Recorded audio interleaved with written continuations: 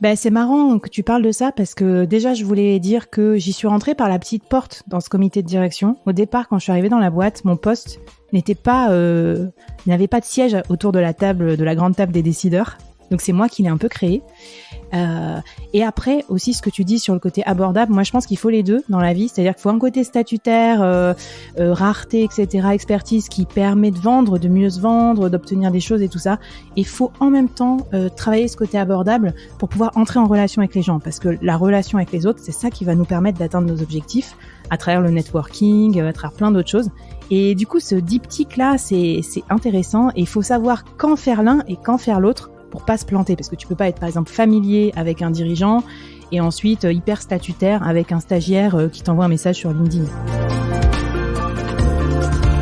Bienvenue à tous dans ce nouvel épisode de System Sales. Je suis ravi de vous accueillir une nouvelle fois cette semaine et on continue notre série d'épisodes bonus sur le développement des soft skills. Aujourd'hui, je reçois Flavie Prévost, ex-membre du CODIR de Sixt France et aujourd'hui entrepreneuse dans le Web3 et surtout productrice du podcast Le Board, Entreprendre Ensemble. Avec Flavie, nous avons parlé d'influence et de politique d'entreprise ou comment utiliser les techniques du marketing et de la vente pour progresser dans sa propre carrière, pour la faire décoller to the moon, comme diraient nos amis de la crypto qui en ce moment sont plutôt to the bottom. Avant de démarrer cet épisode, je voudrais te parler d'une solution innovante que j'ai découverte pour générer des propositions commerciales très rapidement, complètement interactives, dynamiques et beaucoup plus encourageantes vis-à-vis de tes clients qu'un simple PDF. Comme toi, avant, je passais des heures à produire, corriger et envoyer des propositions au format PDF, à les envoyer en pièce jointe d'un email. Cela créait de la frustration de chaque côté, de la part du client qui attendait la dernière minute pour recevoir les informations voulues, de l'angoisse de mon côté car je ne savais jamais comment le support était reçu et perçu une fois le document envoyé. J'ai longtemps cherché un outil qui me permettrait de basculer d'un PDF sans vie en un espace collaboratif entre moi et mes clients, mais aussi entre moi et mes équipes. Aujourd'hui, tout cela est rendu possible grâce à Pan.app, un outil qui va te permettre d'organiser un storytelling poussé et personnalisé pour tes prospects avec des propositions au format web. Si cet outil t'intéresse, je te mets un lien dans le descriptif de l'épisode. Grâce à ce lien, tu auras de ma part 2 mois offerts sur ta licence annuelle. Si vous souhaitez soutenir ce podcast et m'encourager à partager avec vous ces passionnantes interviews, je vous encourage à le noter 5 étoiles sur Apple Podcasts et Spotify, à laisser un avis écrit. Vous pouvez aussi venir débattre avec l'invité sur le post LinkedIn, je vous mets le lien dans le descriptif de l'épisode. Partagez le podcast autour de vous sur vos réseaux sociaux favoris, parlez-en à vos amis, à vos collègues, à votre famille. Voilà, merci beaucoup et je vous laisse en compagnie de l'invité. Bonne écoute. Bonjour Flavie. Bonjour Mathieu. Merci d'avoir accepté cette super interview. Je sais que ton temps est précieux. Comment tu vas aujourd'hui ? Écoute, ça va super bien. Après une petite séance de sport où en fait physiquement je suis une moins que rien, mais mentalement je suis au top. Alors les invités doivent comprendre qu'on s'est mentalement rejoints. On a fait tous les deux une séance de body bar à des endroits différents du monde d'ailleurs, pas dans la même salle du tout. Mais je crois qu'on a le même statut physique maintenant, c'est-à-dire des épaules et des bras complètement détruits. C'est ça. Voilà, vous savez tout. Bon, on attaque. Flavie, écoute, je te laisse te présenter à ceux qui ne te connaissent pas, ce qui serait plutôt improbable parce que tu fais partie des figures de LinkedIn et tu as un super podcast aussi, tu pourras nous en parler. Mais je te laisse te présenter. Bah avec plaisir. Merci déjà pour la présentation, super sympa. Écoute, moi je suis un peu un ancien animal politique en entreprise parce que j'ai quand même travaillé avant de travailler au podcast en tant que freelance et de faire un peu de visibilité sur LinkedIn. J'ai travaillé pendant 13 ans dans la grande entreprise. Donc d'abord j'ai travaillé dans le secteur public, dans les musées, le musée du Louvre, musée de l'espace, ensuite à la Poste. Donc vraiment des grosses boîtes très très politique parce que pour le coup ce côté service public en plus c'était un petit peu exigeant. Bon, j'en reparlerai tout à l'heure. Et puis après j'ai travaillé aussi chez Sixt en tant que membre de comité de direction et du coup c'est ce dont on va parler aujourd'hui et ça m'importe, c'est comment on travaille, sa carrière, son influence, son management et tout ça pour arriver à certains résultats dans une entreprise. Et voilà, qu'est-ce qu'on peut faire en fait pour mieux naviguer, parce que c'est vrai que c'est compliqué de naviguer parfois en tant que salarié ou même en tant qu'entrepreneur. En fait, c'est un peu les mêmes mécanismes. Donc voilà, moi je suis un peu touche à tout, mais j'ai passé pas mal de temps en tant que salarié. Maintenant, je suis freelance et on va dire solopreneur, puisque j'ai mon podcast Le Board, Entreprendre bien entouré, où je parle de comment on fait pour se lancer dans l'entrepreneuriat, comment on fait pour faire fructifier sa boîte, quand on est dirigeant, toutes ces choses-là. C'est incroyable parce qu'en fait, moi, la première fois que j'ai entendu parler de toi, c'était sur un épisode des Héros de la Vente, je crois, où tu avais enregistré et tu te présentais comme directrice commerciale France de chez Sixt, membre du COMEX. Et je m'étais dit, waouh, sacré nana, sacré calibre. Et puis après, tu t'es construit un nouveau personnage un peu sur LinkedIn, un personnage plus abordable, plus simple peut-être que l'image que ça pouvait donner à tes tout débuts. C'est marrant que tu parles de ça, parce que déjà, je voulais dire que j'y suis rentrée par la petite porte dans ce comité de direction. Au départ, quand je suis arrivée dans la boîte, mon poste n'était pas, il n'avait pas de siège autour de la table, de la grande table des décideurs. Donc c'est moi qui l'ai un peu créé. Et après aussi, ce que tu dis sur le côté abordable, moi je pense qu'il faut les deux dans la vie, c'est-à-dire qu'il faut un côté statutaire, rareté, etc., expertise qui permet de vendre, de mieux se vendre, d'obtenir des choses et tout ça. Et il faut en même temps travailler ce côté abordable pour pouvoir entrer en relation avec les gens, parce que la relation avec les autres, c'est ça qui va nous permettre d'atteindre nos objectifs à travers le networking, à travers plein d'autres choses. Et du coup, ce diptyque là, c'est intéressant, et il faut savoir quand faire l'un et quand faire l'autre pour pas se planter, parce que tu peux pas être par exemple familier avec un dirigeant et ensuite hyper statutaire avec un stagiaire qui t'envoie un message sur LinkedIn. Ok, justement, creusons un petit peu sur ça. Comment tu trouves le bon équilibre entre justement la simplicité et la stature? Parce que là où je te rejoins complètement, c'est qu'à un moment donné, quand on devient manager en entreprise, on n'a pas forcément conscience qu'on devient une figure d'autorité et pour les autres. Donc, il faut savoir respecter ça, parce que les gens ont besoin d'autorité et ont besoin d'une figure un peu plus statutaire, comme tu disais, mais on a besoin de communiquer en simplicité. Alors écoute, moi, mon style de management, c'est pas du tout un style autoritaire, hein. Je suis quand même de nature quelqu'un plutôt orienté sur la collaboration, la délégation. Tu sais, il y a plusieurs cadrans managériaux, mais donc ça, c'est plutôt mes modes. Donc j'avoue que j'ai toujours managé comme ça, plutôt avec simplicité et pas trop d'autorité, en associant les gens. Donc, et ça, je l'ai renforcé en fait derrière, en construisant mon podcast et tout ça, et en comprenant la logique de communauté. Et je pense que ça, c'est un point clé pour les managers de demain. C'est que finalement, maintenant, on manage plus que des équipes, on manage des communautés. Enfin, toutes les communautés.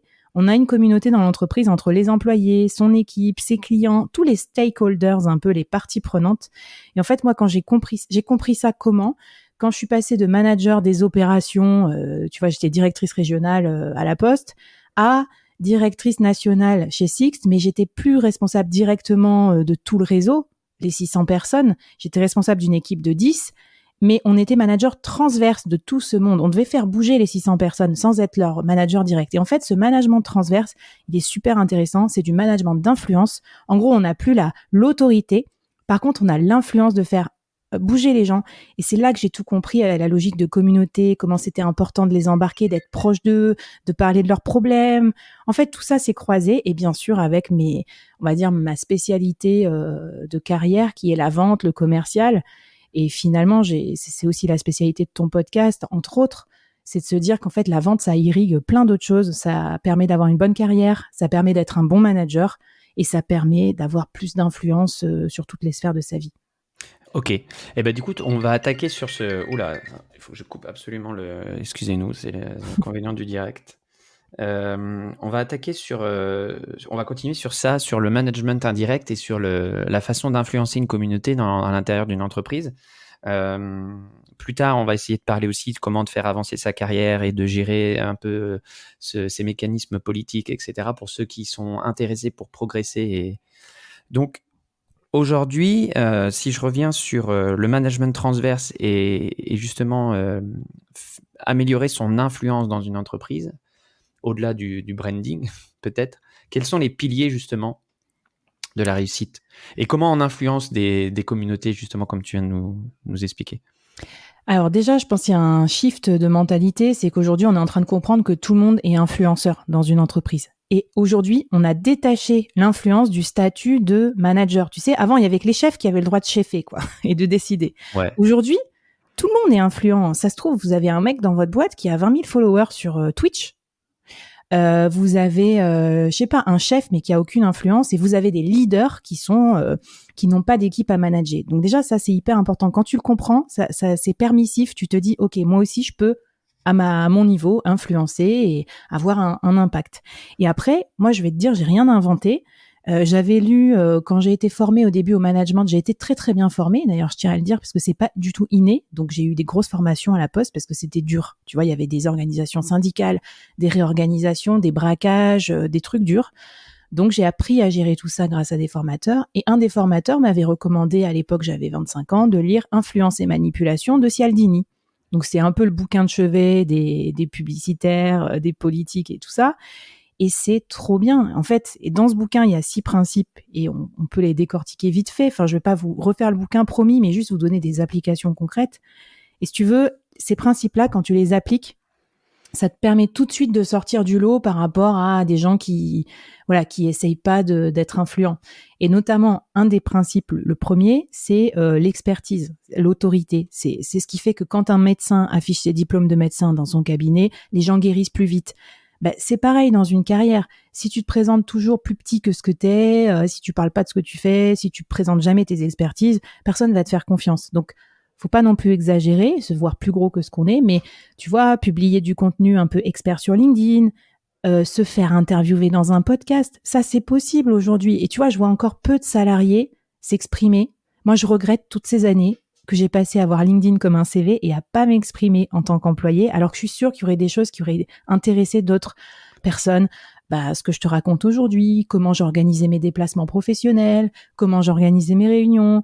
Enfin voilà, ça aurait été trop cool. Et pareil, passer dans un podcast, tu disais, tu m'as entendu sur les héros de la vente, j'étais salariée, j'ai été contactée par Alexandre, mais je veux dire, vous pouvez vous faire connaître sur votre niche et puis parler dans un podcast. C'est moins verrouillé que la presse, quoi. Ouais. Je mets en pause les 6 points de Salvini. À la limite, c'est super que tu puisses nous les redonner parce que je pense que c'est un bouquin qui est connu au niveau des marketing et des copywriters, mais peut-être moins pour les ingénieurs ou les gens qui sont peut-être dans la vente pure et dure. Juste en aparté de ce que tu disais, moi, ça m'arrive encore d'interviewer des personnes et qui me disent « Ah mais attends, les gens dans mon entreprise, ils vont m'entendre ?» ou « Je vais en faire ». Et ça, on sent encore quand même une réticence à s'exposer.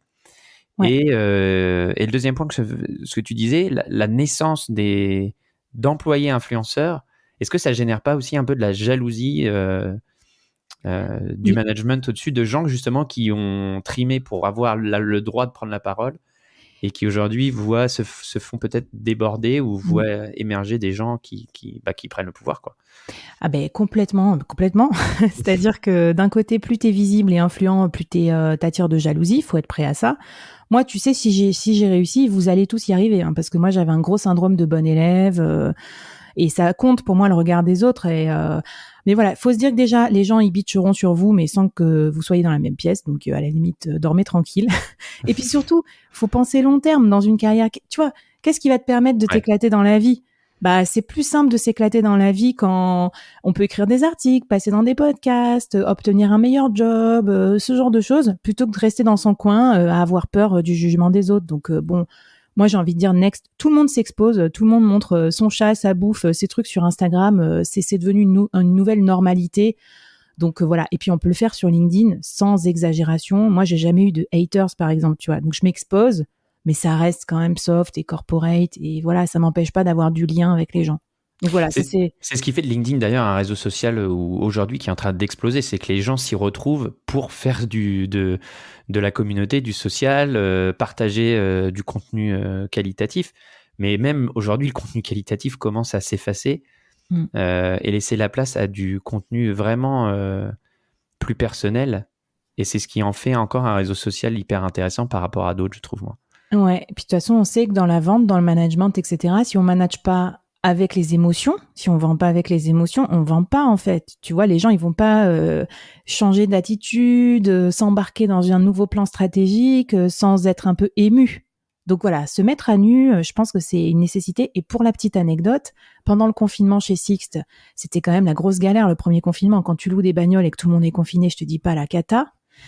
On a beaucoup investi LinkedIn. J'ai formé les managers à faire un peu de social selling. Et en fait, le fait d'aller sur LinkedIn à ce moment-là, les gens, ils voyaient passer un de mes posts sur un sujet rien à voir sur mon podcast. Ils m'ont envoyé un message privé. Coucou, comment ça va? J'ai écouté ton épisode. Donc en fait, ça a créé du lien que j'aurais sans doute pas créé d'un point de vue stricto sensu professionnel. Donc voilà, faut se dire aussi que derrière les mauvais côtés, tu vas aussi avoir des à côté super sympas.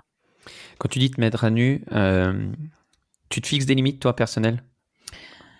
Oui, bah moi, tu sais, après, je suis un peu un profil. Moi, j'aime bien apprendre des choses. Donc, je suis plus de nature à partager des apprentissages que de faire des storytelling dans tous les sens pour faire pleurer dans les chaumières. Mais donc voilà, c'est un peu ça ma limite, c'est que je me dis que je relis le truc, que j'en ai pas honte dans 3 ans, quoi. En gros, moi, je cède pas au mode juste pour, tu vois, juste pour la fame. J'ai quand même un objectif long terme qui est de m'exprimer sur mes sujets de direction d'entreprise. Et je pense que ça nécessite certes un peu de storytelling, mais surtout du fond. Et tu vois, c'est pour ça que j'ai appelé ça le board aussi, le board, parce que là encore, on retrouve un peu le côté statutaire, mais voilà, c'est quand tu es direct dans la direction d'entreprise, tu es tout seul et il faut t'entourer des bons conseillers pour un peu des advisors qui vont t'aider. Et moi, je reçois des experts aussi toutes les semaines à mon micro, je reçois pas n'importe qui. Voilà, je veux qu'il y ait à la fois du fun, mais quand même du fond. Ok, donc le jour où tu m'appelles pour passer dans ton podcast, oh là là, ça veut dire que j'ai touché j'ai touché le plafond.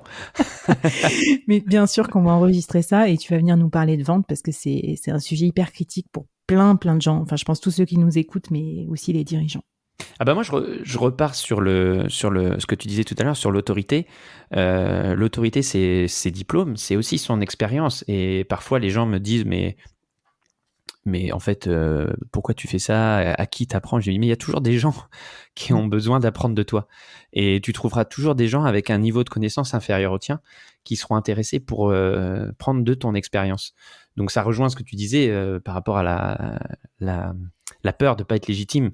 Il faut se lancer parce que si vous avez de l'expertise à partager, même petite, il y aura toujours quelqu'un qui sera moins expert que vous et qui va assimiler ça. Et puis, sans condescendance aucune, même sans juger le niveau de l'autre, je veux dire, quand tu te coltines un article de Harvard Business Review de 4 pages sur un sujet qui te passionne et que tu dis « voilà ce que j'ai appris dans cet article », forcément, ça intéressera quelqu'un qui aura pas eu 1 heure de train devant lui pour lire l'article. Tu vois, donc détendez-vous, on a tous des choses à passer. Moi, des fois, j'envoyais par mail au PDG un article qui m'avait plu. Et du coup, ça m'enchaîne sur le deuxième un peu principe de Cialdini. Je faisais pas vraiment exprès, mais j'ai compris après. C'est la réciprocité. C'est-à-dire quand tu donnes des choses aux gens, ben, ils te sont redevables. Alors, attention, ça peut être utilisé pour te manipuler. Ça, c'est quand on a un mauvais fond, quoi. Mais pour t'influencer, c'est la même technique, sauf qu'on veut ton bien. Et donc, si tu veux, moi, à force de donner des idées comme ça, gratos, à droite, à gauche, à tous les départements, à plusieurs services, à plusieurs collègues, même parfois mes ennemis, je me disais bon, voilà, ok, je donne mes idées parce que de toute façon c'est pour la boîte, mais au final, ça me valait quand même un peu de réciprocité, c'est-à-dire qu'on n'avait pas envie de me faire un sale coup derrière, tu vois, ou alors on y réfléchissait à 2 fois. Donc ça, c'est un super principe pour de carrière aussi. C'est qu'en fait, avancer en protégeant tout le temps ses arrières, en se disant si je donne ça, quelqu'un va me piquer l'idée ou lui il va machin. En fait, c'est une fausse bonne idée. Et tu sais, un jour à la poste, quelqu'un m'avait dit, j'avais adoré, parce que c'est dur quand t'es créatif et qu'on te pique tes idées, ça fait toujours un peu chier quand même. Tu vois ce que je veux dire? T'as un peu, surtout en plus, bon, il y a plein de phénomènes dans l'entreprise, mais tu sais, quand t'as un sale manager qui s'accapare tes trucs, moi ça m'est jamais arrivé, mais c'est arrivé à plein de potes à moi et c'est horrible. Mais la personne me dit, tu sais Flavie, une idée, elle est bonne, elle devient bonne quand ton nom s'efface de l'idée. Et en fait, ça m'a fait vachement réfléchir parce qu'elle a trop raison. Parce que si ça reste à propriété de ton idée, pourquoi les autres, ils iraient faire l'impresario de ta propre fame, de ta propre carrière? Si vous avez vraiment une bonne idée, faut la mettre au service du collectif et du coup, ça veut dire effacer un peu votre nom dessus. Mais quelque part, les gens, ils sauront quand même d'où ça vient et vous aurez ça pour vous intellectuellement d'avoir contribué. Et ça me fait penser à un truc, c'est que tu emploies le mot de collectif. Et ce que j'ai remarqué des gens qui atteignent un certain niveau de responsabilité dans l'entreprise, même un niveau COMEX, c'est des gens qui sont capables justement de mettre le collectif en priorité par rapport à leur personne. Et c'est pour ça que c'est pas toujours les meilleurs c'est pas toujours le meilleur manager ou les meilleurs sales ou les meilleurs dans leur domaine qui atteignent. Mais c'est des gens qui sont capables justement de s'effacer pour laisser donner la priorité à la boîte, à la survie de la boîte, au bien-être de la boîte et au collectif. Non. Bah, de toute façon, c'est un mécanisme de survie parce que quand tu manages des gens, tu te rends bien compte que si tu leur rends pas de la reconnaissance, tu vois, de la réussite et tout ça, ils vont pas bosser pour toi. Les mecs sont pas idiots. Enfin, moi, si je bosse pour un chef qui s'accapare tous mes trucs, je vais arrêter de bosser pour lui. Donc, voilà. Faut mettre en avant son équipe. Ça, c'est le principe de base du manager. Et du coup, bah, appliquer à l'entreprise, c'est facile. Après, tu te dis, bah ok, je vais faire un effort, je vais essayer plutôt de parler des autres, du collectif, etc., plutôt que de parler de moi. Et de toute façon, c'est un comportement encore assez rare, surtout chez les managers en France, qui ont quand même un peu tendance à des fois se ramener la couverture à soi et tout. Donc voilà, ça permet aussi de se démarquer. Donc c'est pas non plus complètement gratuit, tu vois. Ouais, complètement. Mais et même c'est même des fois complètement bullshit. Enfin, je veux dire, quand on voit dans les grandes sociétés, non, mais c'est vrai, les mecs. Ils ont un ego aussi gros que Mars et en fait ils ont un discours policé et en fait ils parlent tout le temps d'équipe, ouais l'équipe machin truc, mais en fait c'est eux qui ont l'ego le plus gros et puis quand il faut vraiment s'effacer et donner aux autres, il y a plus personne quoi. Ouais, alors c'est pour ça faut pas tomber non plus dans cet excès, parce qu'on est aussi dans le royaume de l'exposition et donc de la transparence. Donc derrière, t'es pas à l'abri que si tu fais ton malin sur LinkedIn, oui l'équipe, blablabla, alors qu'en fait t'as un ego démesuré, insupportable. Ton équipe, enfin je vais pas dire ton équipe, mais en tout cas plus tard, elle te clash ou elle te semi-clash un peu silencieusement sur les réseaux sociaux en disant n'allez pas bosser avec un tel ou un tel. Ouais. Donc voilà, moi je trouve que ça remet les compteurs aussi à zéro. Certains comportements, grâce à ça, ne resteront pas impunis. Enfin c'est ce que j'espère en tout cas. Ok, les justiciers de LinkedIn. On va monter un groupe. On enchaîne sur le point 3, si Ouais. Alors si après, t'as gardé le fil. Ouais, écoute, après, bon, rapidement, les autres principes, c'est la rareté. Donc, si elle dit ni, alors c'est pas facile parce que rareté, ça veut dire en gros se faire désirer, parce que les gens veulent plus de quelque chose qui est rare. Mais comme en même temps on veut être visible, tu vas me dire c'est contradictoire. Mais il y a des façons de faire ça. J'avais entendu un super exemple, un gars Bah, dans une. vas-y, excuse-moi. Vas-y. Bah Non, non, bah, je te disais, la rareté, c'est aussi savoir se rendre indispensable. Moi, j'ai remarqué que les gens qui font longue vie dans une entreprise, c'est ceux qui se sont d'une certaine manière rendus indispensables par leur expertise. donc bien sûr, il y a ça. Il y a aussi le fait qu'il faut pas s'exprimer sur tous les sujets tout le temps. Mmh. Sinon, tu deviens pénible en fait. Et Je rigole parce que... Bon, pourquoi? non, mais ça me fait penser à quelqu'un avec des lunettes et une barbe. Mais... Et après, donc j'avais une astuce que j'avais trouvée pas mal. Il y a un mec, directeur de l'innovation, qui avait fait ça. Il avait fait une newsletter et il avait appelé ça, je crois, par le trou de la serrure, un truc comme ça. Et en fait, il avait dit, c'est un truc un peu privé. J'abonne que ceux qui sont des dirigeants un peu à la pointe de l'innovation, qui veulent connaître les trucs avant tout le monde. Donc, si ça vous dit, je vous inscris. Sinon, vous en êtes pas. Et bien en fait, quand il fait ça, il crée une rareté. En fait, il crée un truc irrésistible.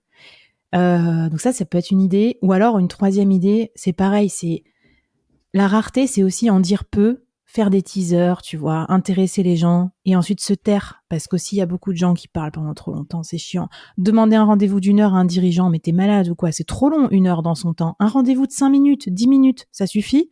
Envoyer un teaser par email.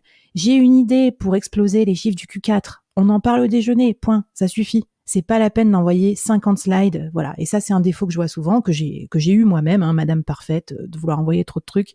Et ça marche pas avec les top dirigeants.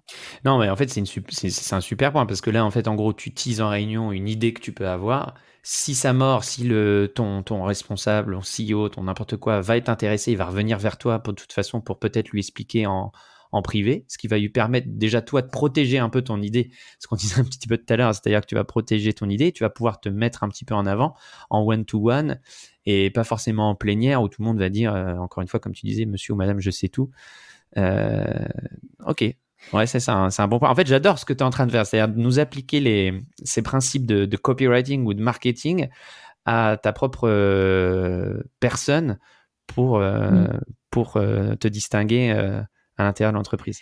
Bah après, c'est comme tout, tu vois. Les gens qui lisent des concepts et qui essayent de les appliquer dans leur vie pro pour progresser, il y en a pas tant que ça. Donc en fait, ça va vite de faire la diff, tu vois. Je veux dire, en vrai, il y a plein de gens qui se plaignent, mais qui ouvrent pas un bouquin pour apprendre à écrire des meilleurs emails ou mieux négocier leur salaire. Donc voilà, bon, parenthèse refermée. Non, mais moi j'adore ce que tu dis parce que tu vois, par rapport au management, je prends rien que le management, les gens pensent que c'est inné et que ça s'apprend tout seul, ou alors quand ça fonctionne pas, c'est les premiers à venir pleurer. Et Mm. surtout dans les petites organisations, je pense. Allez, on va dire, allez, je prends un exemple, un commerce de proximité où il y a 5 employés et les gens disent ça fonctionne jamais. Je dis mais vous vous formez au management, en Mm. formation continue, non. Bah non. Et donc voilà, c'est ce que tu disais, c'est-à-dire que à un moment donné, Ouais, mais il n'y a sans pas de. pour rebondir sur la formation, tout ce que je donne là comme conseil, si t'as pas de fonds, ça marche pas. Donc Mm, mm. moi, faut quand même, toi, tu me connais un peu, au moins par LinkedIn et tout ça. Tu sais que je consacre beaucoup de temps à me former, c'est-à-dire à me former ou à essayer de m'améliorer. Franchement, je pense que c'est minimum 20% de mon temps. Je le consacre à apprendre à lire, écouter des podcasts, rencontrer des gens pour déjeuner, demander à Bidule comment il fait tel truc. Et je l'ai toujours fait, même quand j'étais salariée. Au point que des fois, ça m'a valu un peu des réflexions, genre ah mais qu'est-ce que vous faites de vos soirées, quoi. Genre comme si j'étais Mm. une pauvre meuf, quoi, qui lisait Harvard Business Review au lieu de Netflixer. Alors je Netflix aussi, mais je veux dire, franchement, je passe du temps à ça, donc c'est ça aussi qui fait la diff. Et après, par contre, voilà, il y a un moyen de communiquer qui peut aider. Et alors, du coup, pour terminer, comme ça, je vous lâche la grappe avec Cialdini, et si vous avez envie de le lire, il y a encore plein d'exemples bien.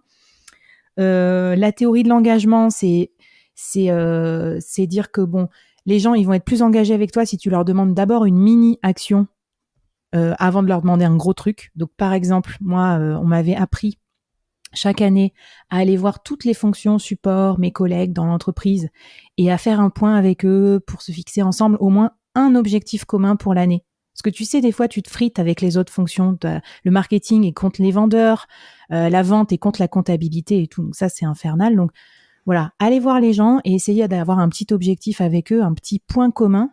Et ça facilite vachement les relations. Et souvent, dans une boîte, ce qui fait aussi une carrière, c'est pas que ce que ton manager pense de toi, mais plutôt aussi ce que tous les autres pensent de toi. Je sais pas si tu as déjà fait cette expérience-là.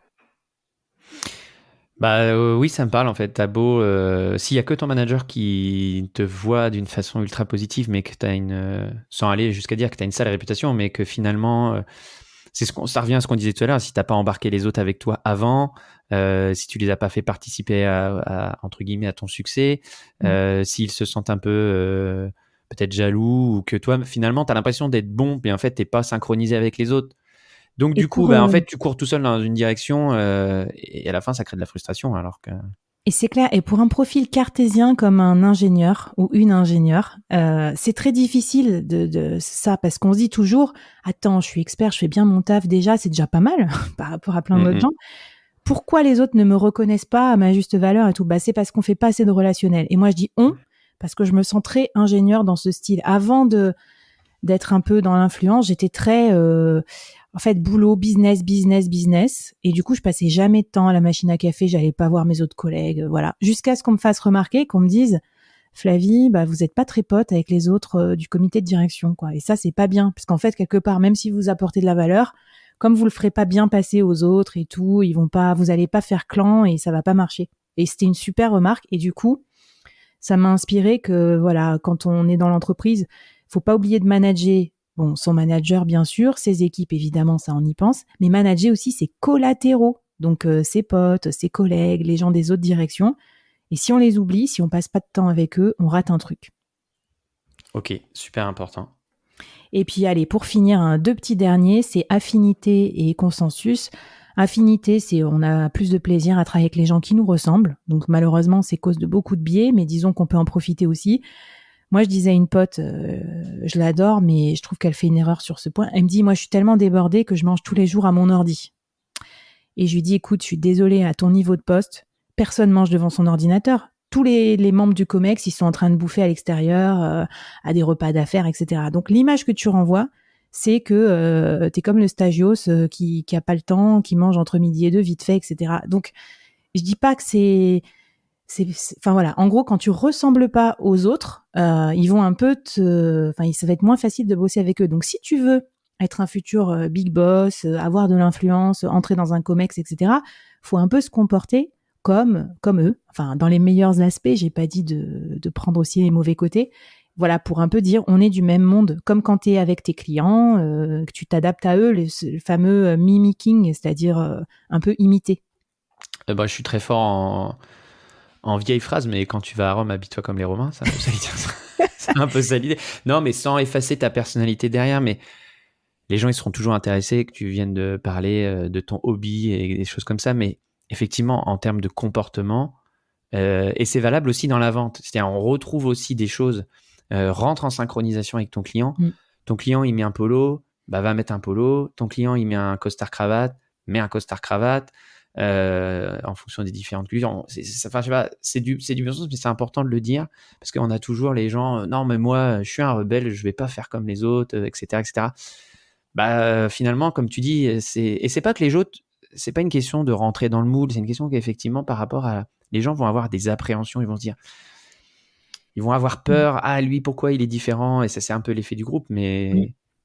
Donc, faut bien repérer les codes, faut les employer, et après, une fois que tu les maîtrises, tu peux te permettre des tout petits glitches qui vont justement faire ressortir ta personnalité, et ça, c'est cool.